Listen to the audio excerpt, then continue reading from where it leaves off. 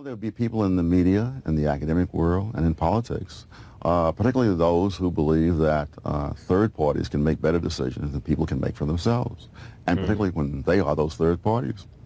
I think most people who have not been in the academic world would have to see the academics in action to realize how deeply they believe this. I can remember a conference at Middlebury College some years ago in which they were laying out these plans for how they would manipulate the poor in order to get them to do this, to do that, to do the other, and I said, who are we to be running these people's lives? And they looked at me as if I were a man from Mars, speaking a language they had never heard before. Thomas Sowell came to fame as one of the first black intellectuals to question many of the policies advocated by the civil rights establishment. Today, he is in the enviable position of seeing many of his ideas, particularly those criticizing affirmative action, gaining increasing popularity. Now, in his latest book, he criticizes self-styled elites who, through a combination of wrong-headed compassion and egoism, have created many of the ills of contemporary America. I'm pleased to have the author of The Vision of the Anointed, a fellow North Carolinian, Thomas Sowell. Welcome. Well, thank you. You still have family in Charlotte, let's say that, don't you? Oh, I have relatives out in Gastonia, but most of them are on the East Coast now, up in New York. And you grew up in Charlotte? Until the age of 8. Until you were 8? Yes. And then moved to Harlem? Yes. And then what happened? I grew up there. At the age of 20, I left Harlem, and then I've been moving ever since. You left Harlem to go? Oh heavens! I went first down to Washington for a few months, and then I was drafted into the Marine Corps. Right. And from there on, I went on to college and graduate school and all the rest of it. Wanting to do what with your life? Well, I had to find that out, but early on, I guess I wanted to be an economist. I simply took economics courses, and I had no idea what economics was about until I took the courses, and I found that I did far better than anything else, and so there was really no the choice was made for me. Do you know why that was? I mean, what part of your... Oh, I could speculate, but not really. Right. Was Milton Friedman a mentor for you? Yes. When I first went to the University of Chicago, he was my advisor, and I took a course from him. But that really was not the turning point in my intellectual career. I was a Marxist before I took Milton Friedman's course, and I was a Marxist after I took Milton So he didn't turn you from a Marxist to a Freyner Prize? No. But what did that was working for the government. And I began to see what it means to have the government control things. I was dealing with minimum wages in Puerto Rico as a summer intern, and I began to realize that, one, people were losing their jobs as you kept raising the minimum wage, and two, that the Labor Department really didn't care about that because the minimum wage law was supplying about a third of their appropriations, administering that. And in fact, I spent the summer trying to wrestle with the idea of how could we test whether the minimum wage law was really causing these jobs to be lost in Puerto Rico. And I finally, at the end of the summer, came up with something. I felt very proud of myself. And I could see the stunned looks on people's faces as I told them this in the office. They realized, oh, my God, this man has stumbled onto something that will ruin us all. I was waiting for the congratulations, you see, and I could see these stunned faces instead. And that's interesting, right? Because I've been watching a few economists and academics, your Shelby Stills, your Walter Williams, and your Thomas Sowells. And that's one thing they all kind of agree on here, right? More government, more problems, right? He said himself, like, it took me to work for the government inside the building to realize that that's not the answer, right? So it took him real life experience in there to make the change from a Marxist into what he is today. Let's keep it going. And I could see these stunned faces instead. How was it, though, for you, and I've watched you and read you for years, to be an African-American man respected by a cross-section of your peers, and yet be so against the grain of fellow African-Americans? Well, I don't know that we can say against the grain of fellow African-Americans. You mean fellow African-American intellectuals. Yeah, well, but I don't think African-American intellectuals are any more typical of African-Americans than white intellectuals are of whites. If you went by intellectuals, John Anderson got more votes at Stanford than Ronald Reagan did. Yeah. So I'm not sure. Probably got more votes in Cambridge too. Yeah, I wouldn't be surprised. Yeah. And so intellectuals are not typical of anybody other than intellectuals. What was it that Bill Buckley used to say? I'd rather be judged by the first 12 people in the New York phone directory than by the faculty at Harvard. Oh, absolutely. My goodness, yes. That's a very rational choice. Yeah. But it was not difficult for you in a sense? I mean, even though, let's assume that in terms of certainly the civil rights establishment, you were in some ways, what, a pariah almost. Well, yes and no. I mean, they've had a wonderful way of handling me, which from a tactical point of view. Yeah. They simply keep quiet when I come out with a book, and it's a 2-week wonder. Yeah. And then after the 2 weeks have passed, they resume as if it hadn't happened. And so that is so much better than engaging me in any kind of debate, because they really don't have the facts on their side. Have you ever wanted to be, after that experience dealing with minimum wage in Puerto Rico, to be in government at any level, anywhere? I can't really think that I have. I've probably had more opportunities to be in government since 1980 than anyone who has never actually been in government. Yeah. Yeah, they wanted you badly because you would have been, I mean, you would have helped the cause too. Well, I don't know about that. Someone who came to me, I said to him, you know, the President of the United States has better things to do with his time than constantly have to be saying, well, you know what Tom really meant was. You know? Were you a friend of Reagan's? No. I barely knew him. I sat in on a luncheon with 10 other people with him once. I was impressed with the man that, one, he was not at all like the caricature in a lot of ways, either intellectually or in terms of personal compassion. One of the things he described, which I thought was quite moving, was a man who had been condemned to death, and the papers came to him, of course, for the appeal for the commutation, and how he went through these papers looking for anything that would be justification for commuting them. And the man was absolute wrongo from day one. You know, there was absolutely nothing there. And he said he wasn't going to just overrule the court on the basis of, he wanted to overrule the court, and so the execution went forward. And the night of the execution, he said, there were people gathered around the governor's mansion, and they were out kneeling and praying outside as the hour of execution came. And he said, I don't mind telling you, I was in the governor's mansion kneeling and praying too. That's Ronald Reagan. Yeah. Did you turn down the job of Secretary of Education? Yes. Why? Why not? Because you didn't believe there should be a Department of Education? Or I don't believe there's a Department of Education. I really wrestle with that, because education is so horrible in this country that even though I knew I had been miserable in the job, I thought, well, a lot of people have been miserable in Normandy and Iwo Jima, and I wouldn't be here if they weren't. But I finally had to ask the question, what do I have the political skills to accomplish that would make it worth the hassle that I would go through, not counting the hassle I would give to other people? And I thought, really, I don't have those skills. Yeah, and you had no ego drive to, say, be at the cabinet of the president. You mean to have that picture to show my grandchildren I'm sitting there with? No. To be there, to be a member of the president's cabinet, that's a person. So this is kind of good, right? He's kind of answering a lot of my questions I had about him of like, why didn't he, like, push forward and, into the education sector and try to make hop into a role there and try to make a change. So him giving us direct answers to a lot of my questions in this interview, man. No. To be there, to be a member of the president's cabinet, that's a pretty impressive achievement. Not that you haven't had a lot of impressive achievements in your life, but that's a rather interesting, and to be a part of that dialogue. No, I've seen too many hangers-on in my life. I want to be one of them. Would you have liked to have served in the Supreme Court?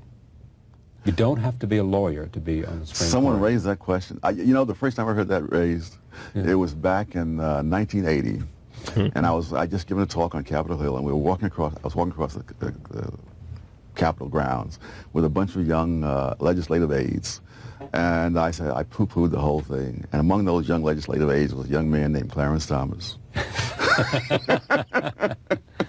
And you two stayed friends and became friends? Yes. And you approved of his confirmation? Oh, absolutely. My God, I thought it was a truly horrible thing that happened to him. He and I have talked, alone for hours on various occasions, and never has he ever used any language that couldn't have been repeated in Sunday school. So the thought that he did all this stuff was absolutely. Sometimes. So that brings you to the conclusion that Anita Hill lied. Oh, yes. But I could also analyze that. You know what? I saw a video about that. I think it came up in my feed one time. I think he was before Joe Biden. I believe so. You guys let me know down below. I might do that one next, man. Because I've never heard that. I keep hearing about it, but I haven't seen it myself. You know what I mean? I think it was way back in the day. You know what I mean? So I might have to do that one next. Conclusion that Anita Hill lied. Oh, yes. But I could also have analyzed it. In fact, I wish I hadn't simply dismissed it, because think about it. She said that at first she didn't even want Clarence to be told that she was the source of this story. Now imagine, two people are alone when something happens, and then years later someone comes and tells you a story. How hard would it be to guess who the other person was if it really happened? And what earthly point would there be in not telling him? So what do you think her motivation was? Oh, there's tons of it out there. I mean, people don't go to Yale Law School in order to teach at Orville or Roberts University. Yeah. But she's not there now. She's the. I know, but I'm saying, you know, she had a lot to try to explain away. Yeah. People don't go into a big Washington law firm in order to quit and become a government employee. So she was looking for an explanation. That's one possibility. But I've read other things and learned other things from other sources. About her? Yes, and you know, that she didn't get the job that she wanted. There are a lot of things. Yeah. And you're pleased with Justice Thomas on the court? Oh well, yes. And My with gosh, his opinions, with his argument, with his. He's one of three people that still believe that the Constitution means what it says. The other is Scalia and Rehnquist? Yes. All right, very good guesses. Well, okay. The vision of the anointed. Self-congratulations as a basic for social policy. I mean, you posit here that they're a group of self-anointed elitists who are responsible for what in America? Well, for much of the social policy of the past 30 years and for the disastrous consequences that have followed from those policies. And who are these people? Well, there'll be people in the media, in the academic world, and in politics, particularly those who believe that third parties can make better decisions than people can make for themselves, and particularly when they are those third parties. I think most people who have not been in the academic world would have to see the academics in action to realize how deeply they believe this. I can remember a conference at Middlebury College some years ago in which they were laying out these plans for how they would manipulate the poor in order to get them to do this, to do that, to do the other, and I said, who are we to be running these people's lives? And they looked at me as if I were a man from Mars, speaking a language they had never heard before. This interview is a little bit different, man. I think on this one, he's being a little bit more open to his personal, you know, takes in his personal life and things he's gone through here. I think we're learning more about him, you know, and his views and how he got to these views on this interview here. It's kind of interesting. It's kind of just drawing me in. I ain't gonna hold you. Therefore believe, I mean, this is almost, you know, university kind of debate. Do you therefore believe that the government has no responsibility for those less fortunate than ourselves? If free enterprise, they cannot find a place in the market economy? Well, there are many things the government can do. I think the most important thing they can do is maintain a framework of law in which people do, in fact, find jobs and find progress. After all, this is not a hypothetical question as if this situation has never come up before. I mean, look at the entire history of the United States. Yeah. I mean, the United States did not become a prosperous country only after the New Deal. I mean, history didn't begin in the 1960s or even in the 1930s. And you look at the history of blacks, for that matter, you know, that blacks have come a very long way, long before the first civil rights law was passed in the 1960s. In fact, in the 5 years prior to the Civil Rights Act of 1964, blacks rose into professional and similar occupations to a greater extent than in the 5 years afterwards. So you would have, even if you look back now, as an economist and in some ways as a historian, at the civil rights legislation that was passed in 64, 65, and through the Great Society, you, in terms of voting rights as well, you would say those laws, those civil rights laws, were unnecessary and counterproductive? Oh no. You had to get rid of the Jim Crow system. You had to have voting rights and so on.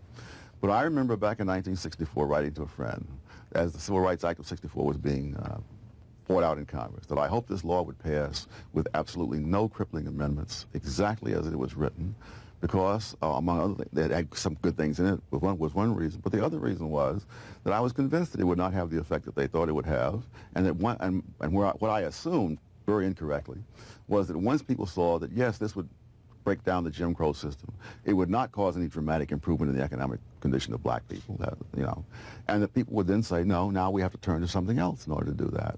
And I was completely wrong about that, when it didn't produce that result, they said, well, that just shows we need more of the same, which is the old argument. We try policy X and it absolutely goes nowhere. We need stronger policy X. This argument has been, I'm sure, voiced to you before. Clarence Thomas benefited from affirmative action. Who said so? Clarence Thomas says so, I bet. No. He doesn't? No, he does not. Clarence Thomas does not say that affirmative action programs helped him in terms of the educational opportunities he received? He's never said it to me. Do you believe he never said it to he me? Would say no to that question? He might well, for one thing. For one thing, my understanding, and I haven't researched it, my understanding is that he was admitted to college the year before they began their affirmative action program. I don't know his answer. I researched it, so. One thing, my understanding, and I haven't researched it, my understanding is that he was admitted to college the year before they began their affirmative action program. I don't know his answer. And what the program did was to delegitimize what he had done. Yeah. That he was a man with an outstanding academic record. Right. And he goes out into the job market, and people, and despite this, and they look at him and they say, you got there only because of affirmative action rather than because of your own merits. Yeah, whereas ordinarily someone with that kind of record, you'd look at it and say, hey, this guy is really a world beater. He's hot, yeah. But no, and I've seen that in my own life. I'm old enough that I've gone through the whole metamorphosis. And what have you seen in your own life? All right. When I was in the Marine Corps and during the Korean War, I was trained as a photographer. And I was assigned to Camp Lejeune, North Carolina, where a great many of Southerners were in the Marine Corps, white Southerners. And in that barracks, whenever somebody had a photographic problem, his camera wasn't working, his pictures didn't come out right and so forth, they would come to me. I was astonished. The biggest redneck in the barracks would come to me to ask me, and there were all these white photographers. Fix my camera. Yeah. You say, why is this? And I finally figured it out. They said, if this guy is black and he's a photographer, he must be some photographer.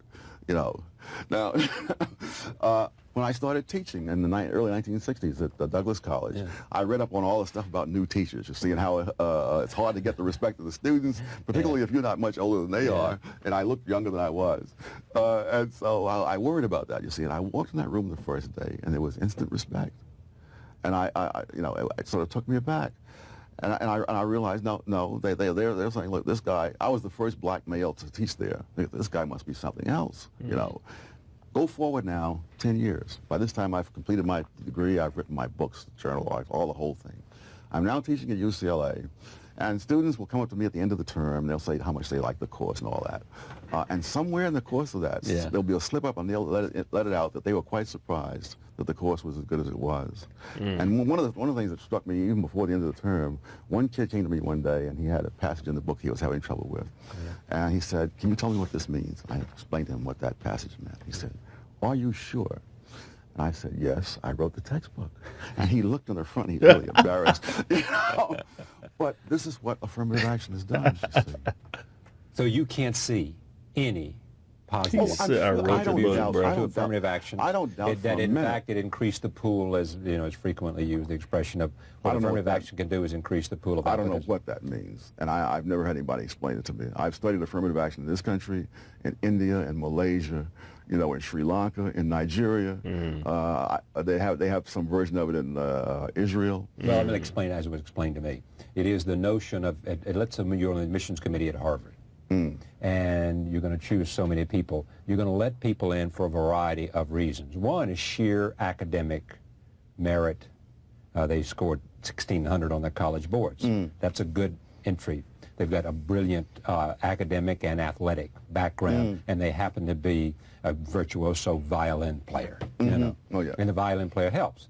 Or let's say they come from Nevada, and they don't have a lot of Nevadans at Harvard. And let's also say that they come from Sri Lanka. They don't have many people from Sri Lanka there. And let's also say that they also are African American, and that ought to be a factor in choosing from that pool. Maybe that's one of the considerations. Because what?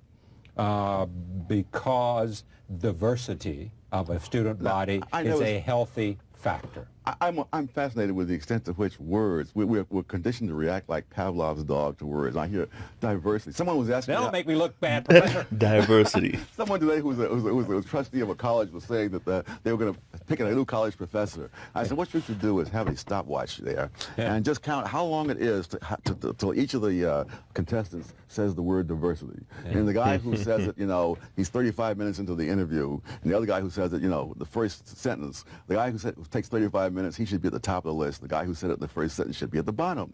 Because the question Well, what's wrong with diversity? I don't get the point.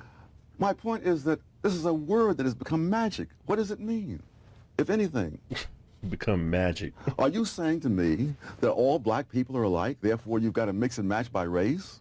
It's not diverse unless it's diverse along these No, dimensions? I'll tell you what I'm saying. I'm saying that I think that it would be different to have people of different kinds of experiences. And we mentioned Sri Lanka, didn't we? And you know, and it'd be interesting to have some people with an Asian background. Wait, an Asian background, African American, people that come from Fifth Avenue and Park Avenue, as well as from Henderson, North Carolina. All of that would make a healthy student body. You mean to tell me? I don't think everybody ought to come from sons of Harvard graduates. All right. My daughters. Mainly, partly because they're not always the best students. No, that's right. But all right.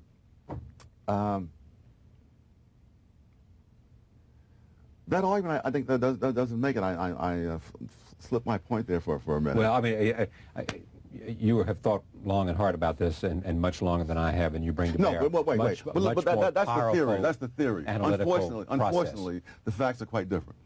In places like Harvard and Stanford and Right. Cornell, Duke. what you have is the black son of the black doctor, Right. who lived in the same Right. neighborhood Right. with the white son of the white doctor. Right. No, I got and you. now you're giving me diversity because these two people Well, but probably that's would not not all. go No, someplace. not necessarily. They have scholarships that they offer to kids who are not the son of the But now black we're getting doctor. away from the whole racial thing. I'm saying the racial thing has been used as a proxy for something that is not a proxy for. Because the vast majority of blacks who go to places like Harvard and Cornell and Stanford are not blacks from the ghetto. Those are blacks from out there. You know, they're from Malibu. You know, they're from Pacific Palisades. They're from Winnetka and so forth. And they're from the very same neighborhoods. They're from the very same neighborhoods as the whites are there. And so now you call it diversity because you see something with the naked eye. All right, let me make a couple other points because I'm going to way ahead of myself here. Do you think that the era of these social engineers from whatever establishment they come from, media, academia, government, is over? No, I wish it were. I think they're going to go underground. They're going to hunker down and wait out the storm. Wait for the storm to change. Absolutely, and we have people among the Republicans, for example, who I say these things like this are like crabgrass. You've got to root it out. Do not cut back on the appropriations for the national endowment. If you're not going to get rid of it, you don't want to gut. Come on, I mean, you clearly don't want to gut the national endowment. I do not. I want to destroy it entirely. Of course, I don't want to gut it. You want to dismantle it. That's right, because it's like crabgrass. And while you're at it, get public television as well. You got it. But well, you'll never appear on McNeil Air again, and thank you very much. I never have anyway. Okay. No, but it's like crabgrass. These people are going to hunker down, and then they'll wait for change the political thing. And I say these guys are like somebody who's putting a lawnmower over crabgrass. But these guys, you seem to be saying, are everywhere. I mean, these guys. I mean, but you're not talking about just bureaucrats. You're saying, you're saying it's the New York Times, it's CBS. Oh, absolutely, absolutely. It's Harvard University and the Yale faculty. Oh, absolutely, you got it. UCLA faculty and the Stanford faculty. Yes. All of them. Oh, absolutely. You know, what it amazes me is that you buy into these conspiracies like this. That conspiracy? No, not a conspiracy at all. That somehow all these people, I've never believed in conspiracy theories. All these people somehow have come to, of power in the establishment, have come to this like-minded idea about... Oh, that's happened many times in history. Self-appointed...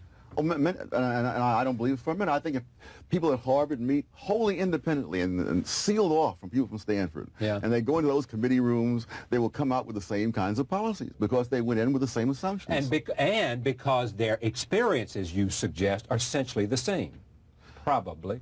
Well, I don't know about that.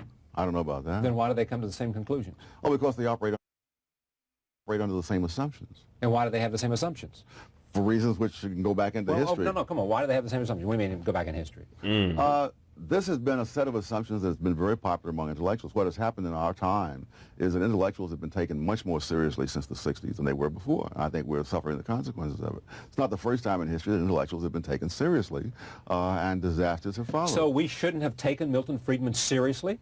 Milton Friedman is a very atypical you can't play this intellectual. game and say, well, No, you shouldn't take intellectuals Let me seriously, answer the then, question. except those that I happen to think are right. We should take them seriously. By seriously, I mean in the sense, and I should have clarified this, in the sense that they are exempted from the test of facts. Did it work? When I hear people come on the air and say these lofty things, I say to myself, show me where we've ever gotten better off listening to people like this. Right. All right. I see these psychologists coming on and say how you should raise your children. I said, how are children better today now that we've been listening to these people for 30 years? Are they happier? Are they more learned? Test scores go down, venereal disease goes up, suicide rates go up. In what way are we better off for having listened to them? Yeah, I think the host is challenging his ideas here, which is important, man, because it's bringing out kind of almost the best of Thomas Sowell, right? He's answering the questions from a thinker's perspective, all right? He's giving some dope, great, accurate answers here. But it seems to me that you do engage a little bit in group dismissal, that you, in a sense, wave your hand at anybody there, on the contrary. rather than saying that each of these kinds of institutions, or that there is not a group think in the institutions. There is. You tell me that groupthink. Someone did a survey at Stanford a couple of years ago. They found whole departments in which there was not one Republican. Why then why is it that on the Washington, I mean, look at editorial, people who write the editorials and under the bylines or for the paper of the Washington Post, you've got George Will there, and certainly what George Will says is different from what David Broder says. Absolutely. And certainly what Bill Safire says is quite different from what Tom Friedman says, from what Maureen Dowd thinks. Absolutely. But they're all part of the New York Times. That's very true. Yeah. But the fact is that they are the exceptions. They are the exceptions, as Milton Friedman is the exception. And the only good guys are the exceptions, and meaning gender-free. But you use the word dismissal. That's not. That's one of the words I latch onto in the chapter about the vocabulary of the anointed. That whenever you reach a conclusion that is different from what they have, they say you've dismissed it. You can spend 3 volumes analyzing it, and at the end you come up and saying it's wrong. Oh, he dismissed it. Yeah. I like how even when the host was kind of, saying his opinion, he would solidify. Thomas Sowell would solidify, like, yo, yeah. What you're saying is factual. I mean, there's no argument. He doesn't argue with facts. If it's facts, if it's studied, if it's statistics, he doesn't argue with stats, man. And he respects stats, whether it comes from him or somebody else, man. He'll agree with you as long as what you're saying is absolutely has been proven. You know what I mean? He's not going to allow you to say anything crazy while having a conversation with him. But anyway, so. Again, that was Thomas Sowell, man. Great video. Let me know what you guys think down below. Of course, make sure you hit this video with a thumbs up, like, so we can get this thing pushing. And until next time, y'all be safe out there. Peace.